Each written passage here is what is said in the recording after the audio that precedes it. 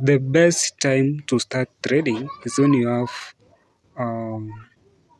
nothing, totally nothing. You don't have a capital, you don't have even account.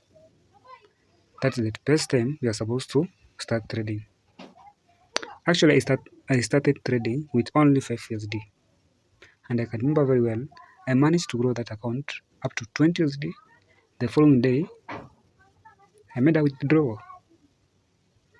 and that's how I started trading. So don't wait until you have enough capital for you to start trading. If you don't have account, the link is at the comment section. Just create the account, then start learning immediately, and that's all. Yeah, it's Deriv President. I want to trade all using the stake of 25 USD. One run is enough for today.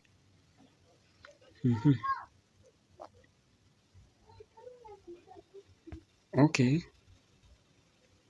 that's the run. Let me see what will happen. Profit of 21 USD made successfully, and that's how I close the day. See you tomorrow.